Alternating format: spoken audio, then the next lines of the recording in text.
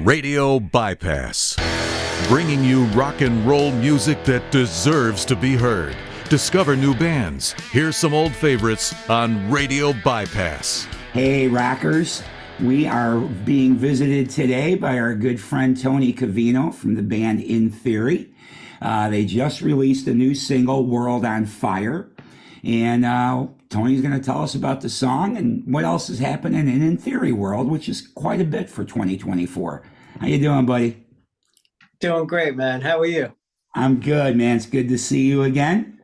Yeah, Ralph. It's always great to see you. And we were just talking before we came on that I think it's been about 4 years when we first started doing interviews with you. And you were one of the originals that first came on and helped support us. And I just wanted to say again on tape that we appreciate you and thank you. Oh, well, you're very welcome. I still remember, even though it has been 4 years, I still remember like yesterday because it all started with the song She's Gone. That was the first tune that I heard and played on the show, on the music show. And I was like, who the heck is this Tony Covino guy? Holy cow, you know. But the whole band, it was a great introduction to the band, and I've loved everything you guys have been doing since. And I was saying to you, too, it's fun having you here today because I feel like we've been taking the journey with you, and we're, kind of doing a multi-part documentary on the trajectory of In Theory. It's been kind of fun to see that.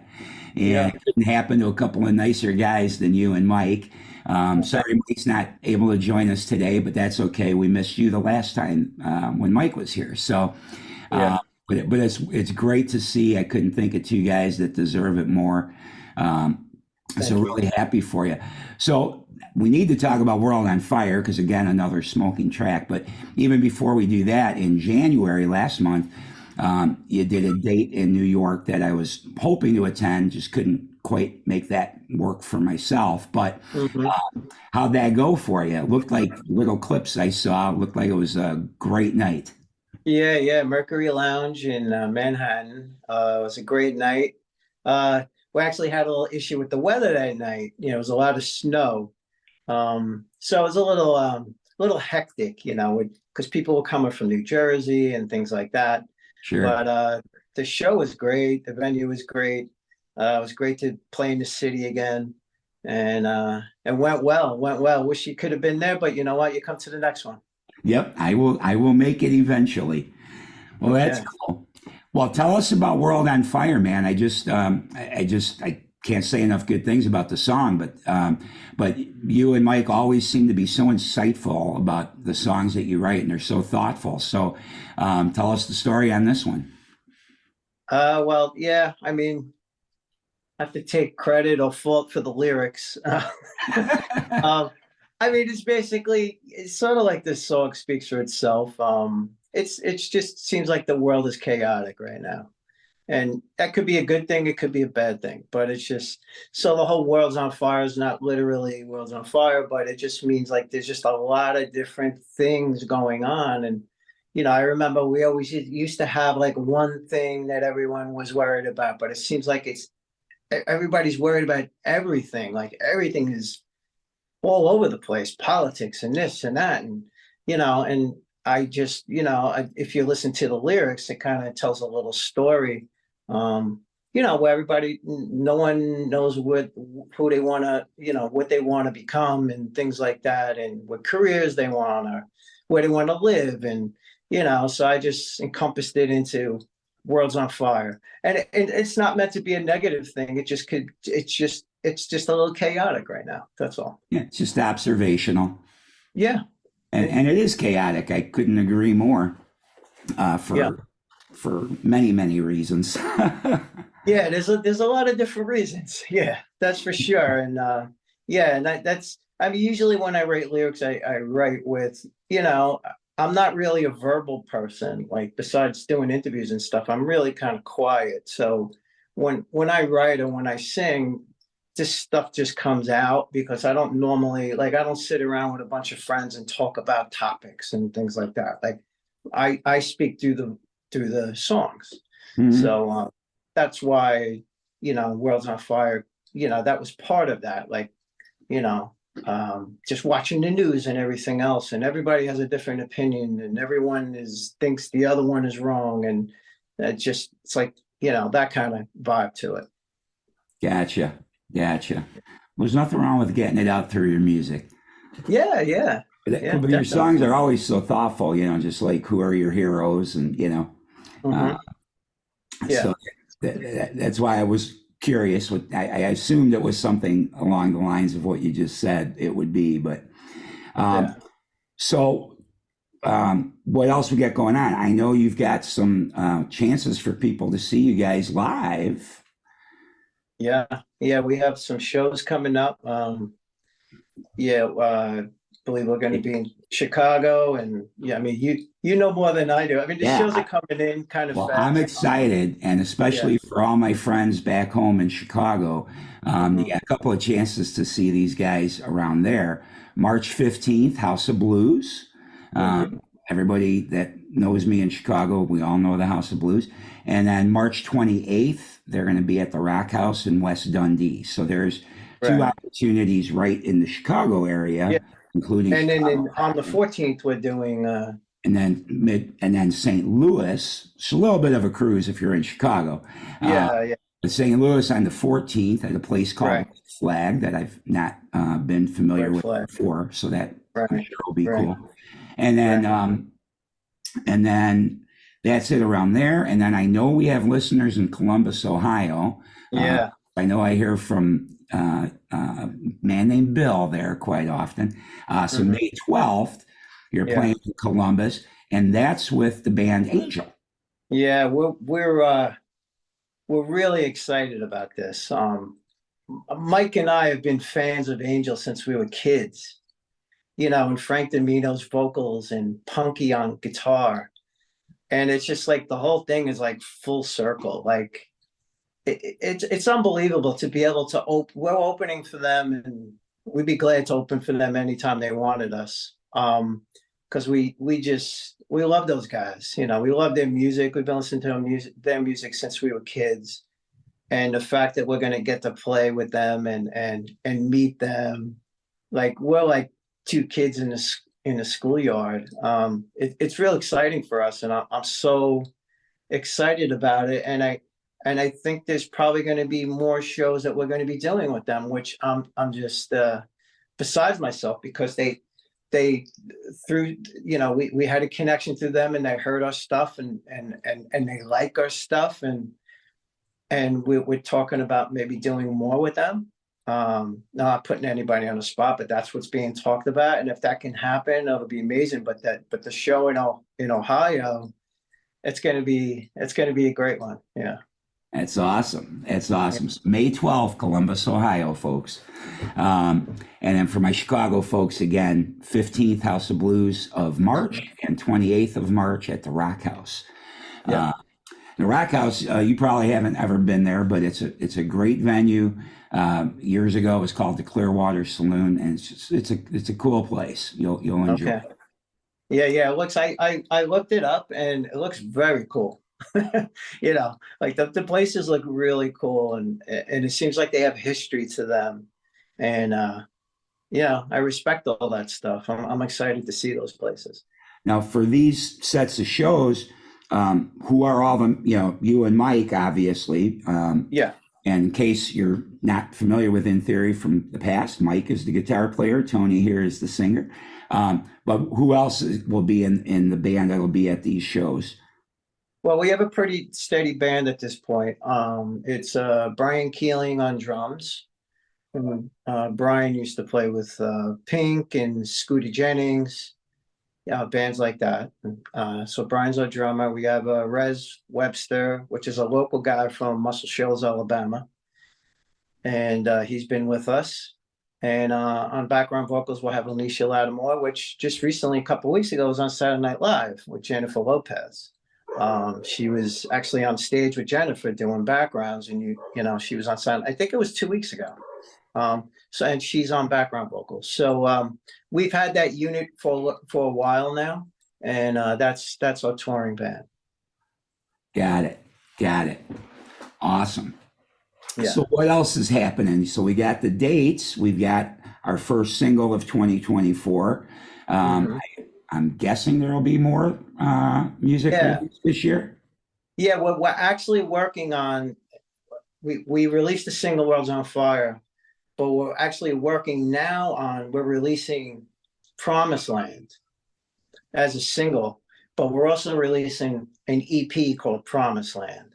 Okay. So the single's going to be coming out in 3 or 4 weeks, and I'm not sure. That stuff fluctuates, and the EP is being manufactured as we speak, and it'll be ready for distribution and sale. So we're gearing up towards that, and then hopefully around when we start playing out, we'll have products, so people come and see us or whatever, they can actually get the physical copy if they want to, or they can go to our site. But that's our next thing. So right now we have World's on Fire. We're promoting that, and we're getting a lot of radio play. Actually, we were just on Eddie Trunk played it, which we appreciate Eddie always. And we're right now we're gearing up to release Promised Land single and EP. That'll be the next thing on top of starting to play out. Got it. And that's around the corner. I mean, it's coming up pretty soon, the release of Promised Land. Hopefully next couple of weeks. Yeah. Nice. So, but we don't want to step on World's on Fire. So right now, World's on Fire, we're putting everything behind that. Because, hopefully, fingers crossed, we can get it to chart like we did with Stain on My Soul. The last single we put out. We made it to number 3 on media-based rock charts, which is unbelievable. So we want the same opportunity for World's on Fire, and then once that, then we'll go into Promised Land. So we're trying to strategically in this day and age, it's a singles world, but we're also putting a record out with the single because, we're old school like that, where I think that you need a bunch of songs to get an identity for a band. Like a single doesn't always portray the band, like especially a band like ours. Like you might hear let's say World's on Fire, right? It's a little hooky, but that's not everything that we do. And then you might hear another song of ours like Promised Land, where it's got more balls to it. It's more harder edge. And then we got songs that are heavier, like a track that you've never heard yet, we haven't released, called Down. And it's just like borderline metal. So we wanted to put all those flavors into the EP so people get a well-rounded thing. It's almost like, when Extreme had More Than Words, right? That was a hit, but that wasn't really Extreme, right? People thought the whole album was that, right? But they're not all that. They're multifaceted, like Rival Sons, multifaceted, right? And we're the same way. So we believe in the singles work because that's a game we have to play, but we also want an album or an EP so people can hear, they can change up speeds. And I think that's a lot of bands like that, I think, have more staying power. And I think we have that. We're not just a fastball band. We could throw curves, we can throw sliders, and we can hit you with the fastball if we have to. So that's why we're trying to do the 1-2 punch with that. Yeah, well, I like that train of thought because I agree with you. I like seeing the variety that a band has in their music too, and there's just something about listening to a whole album and all the places it takes you to, with those different flavors.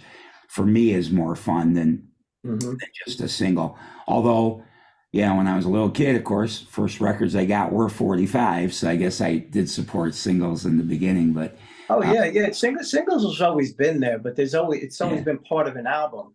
Now it's just singles with no album, which I guess is okay if you like that style that band was putting out at that moment. But there might be so many other qualities to that band you might not ever hear because you just heard the single and maybe you didn't like a ballad or maybe you didn't like a hard-edged song, but they have more to offer you. So that's what's missing in today's music business is that you've always bought a record. There was always 3 songs that you played over and over. And then maybe there was a couple you're like, nah, but still you love the band, right? Right. So yeah. Well, and your extreme mention makes sense, you know, because I remember at that time, people that didn't even know who they were or hadn't heard, say, Kid Ego from the first record or something, thought they were a certain kind of band based on just that song when they were not just that. No, definitely not. Definitely not. Yeah. Yeah. Well, that's awesome. I'm excited that I'll be able to soon have another hard copy. I've got my In Theory CD still that I bring with me because I still have a car, knock wood, that has a CD player in it, so I still listen to music that way. There you go. And I make digital copies too in case I'm in a car that doesn't have one. Like my wife's car does not have a CD player, but right. Yeah, I mean, with the CDs and the EPs, the physical, like if you know, because the whole thing is you make your money live, right? So we have to have something to sell people. You can't sell them a download. So if you're at a show, I mean, you can't sell them a download, but nobody's going to go home usually and be like, "Hey, let me download." They want to, if they're there, they want a shirt, a physical thing to buy. So that's why we still make the CDs and the EPs and stuff like that, because we want to be able to offer things to people if they come and see us and they're like, "Hey, I dig you guys. I'll get a CD and I'll get a shirt or things like that to offer people." Because just everything online is just, there's no experience there, you know. Right. No, agreed. And I see the In Theory T-shirt, which right now for mine is in the washing machine, but I see the fine shirt behind you. Yeah. Which anybody can get at intheoryoriginal.com if you want to, wink, wink. If you want to go to our site, we have shirts, we have CDs. You can find all our social media. You could find where we're playing. You can write us. I mean, everything is through there. We try to make it fan friendly, and we like for people to go to our website and then go from our site to the social media pages and stuff, because we want to make our site the home. You know, because with these social media, you know, one, you know, Facebook is in, Facebook is out, and you know, Instagram's in, Instagram. So we like to drive people to our site. And then you can find everything on all the social medias and all our shows from our website. So makes sense. So guys, In Theory Original. Is it intheoryoriginal.com? Yeah. Intheoryoriginal.com. Yeah. Yeah. So go there and maybe buy their first CD, which is a full album worth of songs, the first one. So if you don't have that, you should add that to your collection. T-shirts, fine quality, I can attest. I'd be wearing it today, except I was wearing it last week and didn't get my laundry done. So, it's all right. You can wear it dirty. It's better when it's dirty. It's rock and roll. It's not supposed to be clean. It's got to have wrinkles in it, a stain. You know, like spill a drink on it. And have some beer. That beer scent. Yeah, spill a beer on it. That's rock and roll. You don't want it too clean. That's true. All right, buddy. Well, anything else that we should talk about while we're together? No, we're just excited to get out there and play for people, and we're excited to do these podcasts. I want to say I appreciate you, and I hope to meet some of the, you know, the people who listen to your show. Hopefully you guys will come down and meet us after the show. We like to talk to people and hang out and get to know you. And we do appreciate if people take the time to come out and buy a ticket. You know, it really means a lot to us. And let's keep the original music scene going, and let's support everybody. Yes. All right. Well, everybody, we've been talking with Tony Covino from In Theory. Kick-ass band, and we're gonna right now end things by playing the latest single, World on Fire. I shouldn't say worlds, although worlds probably are on fire. Yeah, it's World's on Fire. Yeah. in my New York slang is, you know, the world's on fire. You know, that's the way I would say it back home. But for normal people who know how to speak, because if I say talk, that's even wrong, because you don't say talk, you say talk, right? Yeah. So it's World's on Fire with an S. Yeah. All right, so here it comes from In Theory. Tony, thanks for the update. Always appreciate you and Mike and the band and stopping by. And it's been a fun journey with you so far, and I look forward to so much more. I know you guys are going to have great success because you're a fantastic band. Well, thank you. Appreciate it. All right, It. here you go, guys. Crank it up. World's Peace. on Fire, In Theory.